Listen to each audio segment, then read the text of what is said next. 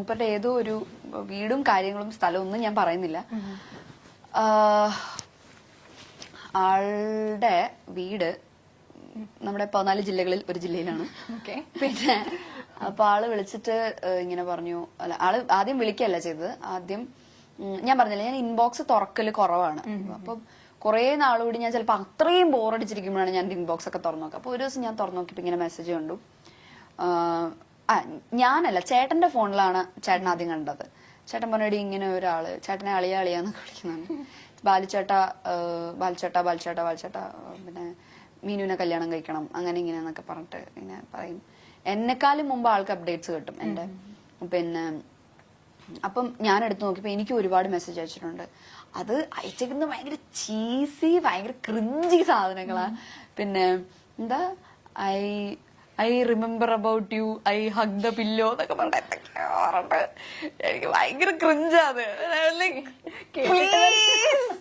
ഓ sorry baby, ഭയങ്കര വിയേർഡാണ്. അപ്പൊ ഞാൻ ആലോചിക്ക, എന്റെ നോർമൽ ലൈഫിലാണ് വെറുതെ എന്റെ പുറകെ നടന്നപ്പോൾ ഇത്രയും ഡയലോഗ് അടിച്ച് ഞാൻ ഓട്ടിക്കും. എനിക്ക് ഇഷ്ടമല്ല ഇങ്ങനത്തെ ഒക്കെ പറയുന്നത്. യു ആർ മൈ വൈഫി എന്നൊക്കെ പറഞ്ഞു, പ്ലീസ് ഇങ്ങനെ യു ആർ മൈ വൈഫി. പിന്നെ I am a failure, together we can make this world beautiful എന്നൊക്കെ പറഞ്ഞിട്ടുള്ള മൂടാ. I am a failure, together I am sure എനിക്ക് ജീവിതത്തിൽ സക്സസ് ഉണ്ടാവും. പിന്നെ നമുക്ക് ഞാൻ എത്ര വർഷം വേണമെങ്കിലും കാത്തിരിക്കും. എന്തൊക്കെയോ കുറച്ച് ഈസി ഡയലോഗ്സ് ആണ്. അപ്പം അത് കഴിഞ്ഞപ്പോഴത്തേക്കും അതെ അവന് കളിക്കാൻ പറ്റും, അവന് കേൾക്കാൻ പറ്റുന്നില്ല, അതെ ഭയങ്കര ക്രിഞ്ചായി പോയിരുന്നു. അപ്പൊ അങ്ങനെയൊക്കെ കഴിഞ്ഞപ്പോ ചേട്ടൻ ഇങ്ങനെ കണ്ടിന്യൂസ് ആയിട്ട് അയക്കുന്നുണ്ട്. ചേട്ടന് കണ്ടിന്യൂസ് ആയിട്ട് അയക്കുന്നുണ്ട്, ഓരോരുത്തർക്ക് ഇങ്ങനെ ഇതാകുന്നോണ്ട് അമ്മയുടെ ഫോണിലേക്ക് മെസ്സേജ്. അത് കോമഡി എന്ന് വെച്ച് കഴിഞ്ഞാൽ എന്റെ അമ്മയ്ക്ക് 2 ബ്യൂട്ടി സലൂൺസ് ഉണ്ട്. അപ്പം ഒരെണ്ണം നമ്മുടെ നാട്ടിൽ തന്നെ, ഒരെണ്ണം നമ്മുടെ വീടിന്റെ അവിടെ, അതായത് നമ്മുടെ മാരരി ബീച്ച് റിസോർട്ടിന്റെ അവിടെ, പിന്നെ ഒരെണ്ണം കണിച്ചുളങ്ങര എന്ന് പറഞ്ഞിട്ട് വേറെ സ്ഥലത്ത്, അതിന്റെ അടുത്ത് തന്നെ. അപ്പൊ ഈ കണിച്ചുളങ്ങര തുടങ്ങിയ പാർലറിന്റെ അടുത്ത് ഈ ആളുടെ ഏതോ ഒരു കസിനോ റിലേറ്റീവ് ആരോ ഉണ്ട്. എങ്ങനെയോ പരിചയമുണ്ട്, റിലേറ്റീവ് ആണോ കസിൻ എന്താണെന്നൊന്നും എനിക്കറിയില്ല, എങ്ങനെയോ പരിചയമുണ്ട്. അവിടുന്ന് അമ്മയുടെ പാർലറിന്റെ അഡ്രസ് എടുത്തിട്ട് ഫോൺ നമ്പർ ഉണ്ട് അവിടെ, ഫോൺ നമ്പർ എടുത്തിട്ട് അമ്മയുടെ ഫോണിലേക്ക് ടെക്സ്റ്റ് മെസ്സേജ് അയക്കാൻ തുടങ്ങി. മീനുവിനെ വിഷമിപ്പിക്കരുത് എന്നൊക്കെ പറഞ്ഞിട്ട് എന്റെ ചേട്ടൻ ഞങ്ങൾ അതെ വിഷമിപ്പിക്കരുത്. അപ്പൊ ചേട്ടൻ പറഞ്ഞു ഞങ്ങൾ എപ്പോഴാണ് നിന്നെ വിഷമിപ്പിക്കരുത്, ഞാൻ എത്ര വർഷം വേണമെങ്കിലും നിനക്ക് വേണ്ടി കാത്തിരിക്കാം എന്നൊക്കെ പറഞ്ഞിട്ട് ആ മൂഡ്. അപ്പൊ ഒരു ദിവസം ഇതിങ്ങനെ അയച്ചയച്ച് ലാസ്റ്റ് ആള് ഗിഫ്റ്റ് ഒക്കെ അയക്കാൻ തുടങ്ങി വീട്ടിലോട്ട്.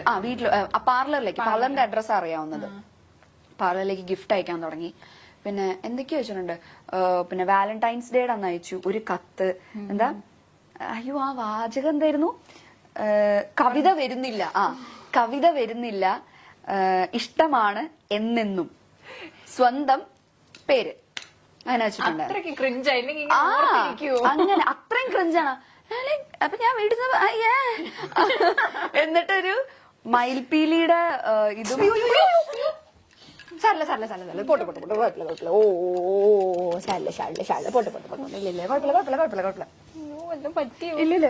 അതെ ചാടിയതാ. സാരല്ല പോട്ടെ.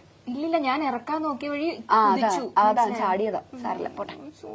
ഓ ചാടിയില്ല, ഞങ്ങൾ ചാടിയില്ല, ഞങ്ങള് കുഴപ്പമില്ല പേടിച്ചു പോയി. പക്ഷെ നല്ല സാരല്ല,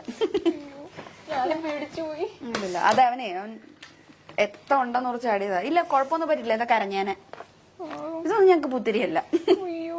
ഇല്ല കുഴപ്പമില്ല സാരല്ല. ഇവനായോണ്ട് ഇറക്കി വല്ലവരെ ഇപ്പൊ കടിച്ചു കയറി കൊന്നേനെ. എന്നിട്ട് ഇങ്ങനെ കൊറേ ഇങ്ങനെ ലെറ്റർ ഒക്കെ തന്നു. പിന്നെ മയിൽപീടിയുടെ ഒരു കീ ചെയിൻ, പിന്നെ ഒരു കമ്മല്, ഇതൊക്കെ തന്നു. ഞാനതൊക്കെ അവിടെ അടുത്ത് വെച്ചിട്ടുണ്ട്. പിന്നെ അത് കഴിഞ്ഞപ്പോഴത്തേക്കും തിരിച്ചയച്ചു കൊടുക്കാൻ ഈ മൂപ്പറുടെ അഡ്രസ് എനിക്ക് അറിയത്തില്ല. ഈ ഇങ്ങോട്ട് അയക്കുന്നതിൽ ആളുടെ ഫ്രം അഡ്രസ് ഇല്ല. അങ്ങനെ അയക്കാൻ പറ്റുമോ? കൊറിയറാ. ഫ്രം വെക്കാതെ അയക്കാൻ പറ്റുമോ? കൊറിയർ അയക്കാമല്ലോ. ഇതെന്തിന്റെ പ്രൊഫഷണൽ കൊറിയേഴ്സ് എന്തോ അങ്ങനെ എന്തോ ആണ്. അപ്പൊ അമ്മ എന്നോട് ആദ്യത്തെ ഗിഫ്റ്റ് അയക്കുന്ന സമയത്ത് എന്റെ അടുത്ത് ഇങ്ങനെ പറഞ്ഞിട്ടുണ്ടായിരുന്നു, പ്രൊഫഷണൽ കൊറിയേഴ്സ് എന്നപ്പോ എനിക്ക് പ്രൊഫഷണൽ കൊറിയേഴ്സ് വഴിയൊന്നും വരില്ല. പ്രൊഫഷണൽ കൊറിയേഴ്സ് DTDC എന്തോ ആണ്, വരില്ല. എനിക്ക് പിന്നെ ആമസോൺ ഫ്ലിപ്കാർട്ടൊക്കെ വരുള്ളൂ. അപ്പൊ അത് പ്രൊഫഷണൽ വഴി വരേണ്ട കാര്യമില്ലല്ലോ. അപ്പൊ അമ്മ ചെന്നപ്പോ പറഞ്ഞു മോളെ ഇത് ഇങ്ങനെയാന്നാണ്. പിന്നെ എനിക്ക് എന്തൊക്കെയോ അയക്കുന്നുണ്ട്. ഫെസ്റ്റിവലിന് സ്പെഷ്യൽ ഓഫർ ഒക്കെ ഉണ്ടാവും. അതെ അങ്ങനെയൊക്കെ ഉണ്ടാവും. ദീപാവലിക്ക് അല്ലല്ലോ, ദീപാവലിക്കാണോ? ദീപാവലിക്ക് സ്വീറ്റ്സ് അയച്ചിട്ടുണ്ടായിരുന്നു. ഡയറി മിൽക്കിന്റെ എന്തൊക്കെയോ കുറേ സ്വീറ്റ്സ് ഒരു പാക്കറ്റിലാക്കി അയച്ചിട്ടുണ്ടായിരുന്നു. അത് ആമസോൺ വഴി എന്തോ ആയിരുന്നു. അങ്ങനെ എന്തൊക്കെയൊക്കെയോ വഴി ആൾക്ക് അമ്മയുടെ പാർലറിലേക്കാണ് അയക്കുന്നത് സാധനം. അയച്ച് ലാസ്റ്റ് ലെറ്റർ വരുന്നു ഇങ്ങനെ. എന്നുവെച്ചാൽ എന്നെ അറിയാവുന്നവർക്കൊക്കെ മെസ്സേജ് അയക്കാൻ തുടങ്ങി. അപ്പൊ സംഭവം കുറച്ച് എക്സ്ട്രീം ആയി. ലാസ്റ്റ് ഈ കുട്ടിയുടെ അമ്മ എന്റെ അമ്മേനെ വിളിച്ചു. എവിടെ ഇങ്ങനെ വീട് എവിടെയാ, അടുത്ത സൺഡേ ഞങ്ങൾ അങ്ങോട്ട് വന്നോട്ടെ എന്നൊക്കെ ചോദിച്ചിട്ട്. അപ്പൊ അമ്മ പറഞ്ഞു വേണ്ട, മോക്ക് ഇപ്പൊ കല്യാണം നോക്കുന്നുണ്ട്. അപ്പൊ പറഞ്ഞു ഇല്ല, അവക്ക് ഇപ്പൊ താല്പര്യം, ഞങ്ങൾ നോക്കുന്നുമില്ല എന്ന് പറഞ്ഞു. അപ്പൊ അവനെ പറഞ്ഞു അതെന്താ, മോക്ക് വേറെ ആരെങ്കിലും ഇഷ്ടമാണോ? അപ്പൊ അമ്മ പറഞ്ഞു അല്ല, അതുകൊണ്ടല്ല, ഞങ്ങൾക്ക് ഇപ്പൊ താല്പര്യം ഇല്ല. അപ്പം അവര് പറഞ്ഞു അല്ല, മോൻ ഇങ്ങനെ പുറത്ത് പോവാൻ വേണ്ടിയിട്ട് നിൽക്കുകയാണ്. അപ്പം ഇത് പുറകെ നടന്നിട്ട് അവൻ ആ കാര്യങ്ങളൊന്നും കോൺസെൻട്രേറ്റ് ചെയ്യുന്നില്ല. അപ്പൊ അതുകൊണ്ട് ഇനി ഇത് കയ്യിൽ നിന്ന് പോകുന്നു ഞങ്ങൾക്ക് പേടി. കാരണം എനിക്കൊന്ന് കുറെ നാൾ നോക്കിയിട്ടാണെന്ന്. അപ്പം അതുകൊണ്ട് ഇതിലൊരു ശ്രദ്ധ കൊടുക്കത്തില്ലെന്ന് വെച്ചാൽ ഞങ്ങൾ വിചാരിച്ചു പോകുന്നതിന് മുമ്പ് എൻഗേജ്മെന്റ് നടത്തി വെക്കാന്ന് വിചാരിച്ചു. അത് അവരെങ്ങനെ തീരുമാനിച്ചാൽ മതി. ഞാൻ ചോദിച്ചു, ഞാൻ അമ്മയൊന്നും പറഞ്ഞില്ല. അമ്മ പറയും എന്ത് പറയാനാ ഇവരോടൊക്കെ? അമ്മ പറഞ്ഞു ഇല്ല, താല്പര്യം ഇല്ല എന്ന് പറഞ്ഞിട്ട് കട്ട് ചെയ്തു. ഇല്ലെങ്കിൽ അടുത്ത സൺഡേ വരാമെന്ന് വിചാരിച്ചിട്ട്. അപ്പൊ അമ്മ പറഞ്ഞു ഇല്ല, താല്പര്യം ഇല്ല എന്നിട്ട് കട്ട് ചെയ്തു. അത് കഴിഞ്ഞ് പിന്നെ ഇങ്ങനെ ഒരുപാട് ഗിഫ്റ്റ്, ഞാൻ കാത്തിരിക്കും, ഭയങ്കര സ്റ്റോക്കിങ്, ഞാൻ കാത്തിരിക്കും, അങ്ങനെ ഇങ്ങനെ എന്നൊക്കെ പറഞ്ഞപ്പോൾ ഞാൻ പറഞ്ഞു അമ്മ ഞാൻ വിളിക്കാം. ഞാൻ വിളിച്ചിട്ട് ഡയറക്റ്റ് പറയാം എനിക്ക് ലാസ്റ്റ് അമ്മയുടെ ഫോണിൽ ടെക്സ്റ്റ് മെസ്സേജ് ആലോ അയക്കുന്നത്. ആ നമ്പറിലേക്ക് ഞാൻ വിളിച്ചിട്ട് ഞാൻ പറഞ്ഞു ഇന്ന ആളല്ലേ. അപ്പം സംസാരം എക്സ്ട്രാ ഡീസൻ, സംസാരിക്കുന്നേ ഇല്ല ആള്. ആ ഓക്കെ ഇങ്ങനെ മാത്രമേ പറയുന്നുള്ളൂ. അപ്പം പിന്നെ ഞാൻ വിളിച്ചപ്പോൾ ഞാൻ പറഞ്ഞു ഞാൻ മീനാക്ഷിയാണ്. ഇന്ന ആളല്ലേ ചോദിച്ചു. അതെ. ഞാൻ പറഞ്ഞു ഞാൻ മീനാക്ഷിയാണ്, നിങ്ങളുടെ അമ്മ ഇങ്ങനെ വിളിച്ചിട്ടുണ്ടായിരുന്നു, സംസാരിച്ചിട്ടുണ്ട്, നിങ്ങൾ അയക്കുന്ന ഗിഫ്റ്റ് കിട്ടുന്നുണ്ട്. നിങ്ങൾ ഇപ്പം ആ ആരാധന എന്ന് പറയുന്ന അവിടെ വരെ ഇറ്റ്സ് ഓക്കെ, എനിക്ക് ഹാപ്പിയാണ്, ഞാൻ അതിനെ റെസ്പെക്ട് ചെയ്യുന്നു. പക്ഷെ അതിന്റെ അപ്പുറത്തേക്ക് പോവരുത്. എനിക്കും പേഴ്സണലി നിങ്ങൾ ഗിഫ്റ്റ് ഒക്കെ അയക്കുന്നത് എനിക്കും പേഴ്സണലി ഭയങ്കര ബുദ്ധിമുട്ടുണ്ടാക്കുന്നത്. ഞാൻ അതൊന്നും ഉപയോഗിക്കുന്ന പോലും ഇല്ല, അതൊക്കെ ഇവിടെ വെറുതെ ഇരിക്കുക. വള എന്തൊക്കെയോ അയച്ചു തന്നിട്ടുണ്ട്. അപ്പൊ ഞാൻ പറഞ്ഞു അതൊക്കെ എനിക്ക് ഭയങ്കര ബുദ്ധിമുട്ടുണ്ടാക്കുന്നുണ്ട്. സോ അത് ചെയ്യരുത്. ആരാധന, ഇഷ്ടം അതൊക്കെ സമ്മതിച്ചു. പക്ഷെ ഇതിന് പ്രേമം, കല്യാണം അങ്ങനെയൊന്നും കൊണ്ടുപോകരുത്, ഭയങ്കര മോശമാണ്. പിന്നെ ഇനി ഇതുണ്ടാവരുതൊന്നും. ഇയാളൊന്നും പറയുന്നില്ല, നമുക്ക് തിരിച്ചു പറയാനോട്ടൊന്നാ ഓക്കെ ഇട്ട് കോള് കട്ടി. അത് കഴിഞ്ഞിട്ട് പിന്നെ അയച്ചു ദീപാവലിക്ക്. അത് ഇതിന് മുമ്പ് അയച്ചാൽ ദീപാവലിക്ക് സ്വീറ്റ്സ് അങ്ങനെ ദീപാവലിക്ക് എന്തൊക്കെയോ ഇങ്ങനെ അയച്ചു.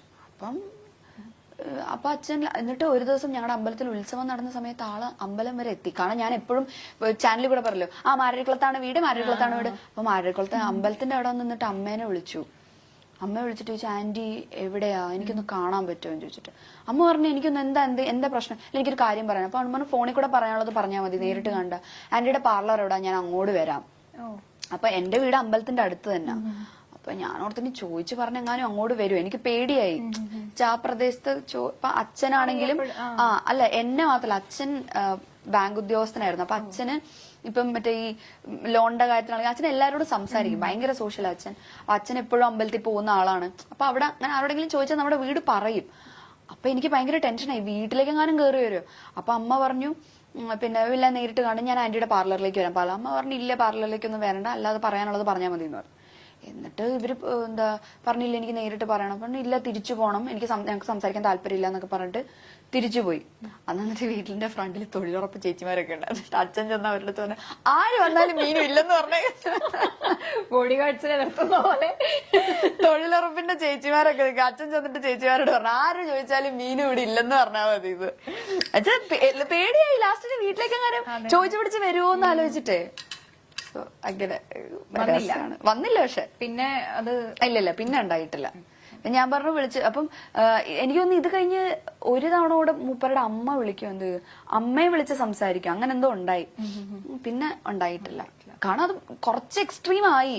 കല്യാണം ആലോചിക്കുന്നു, പിന്നെ കല്യാണം കഴിക്കണം എന്ന് പറയുന്നു, പിന്നെ ചേട്ടനെ വിളിക്കുന്നു, 50 വർഷവും കാത്തിരുന്നോട്ടെ, ഞാൻ എന്ത് ചെയ്യാനല്ല.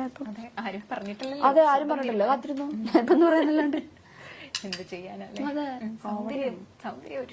അതെ ഭയങ്കര വല്ലാത്ത ശാപം അത്. ഇവിടെ ഒരു കണ്ണാടി ഉണ്ട്, അത് കണ്ടിട്ടാ അത് പറഞ്ഞ് അങ്ങോട്ട് തിരിഞ്ഞു കണ്ടപ്പോ തന്നെ ശവം കിട്ടി. Oh no.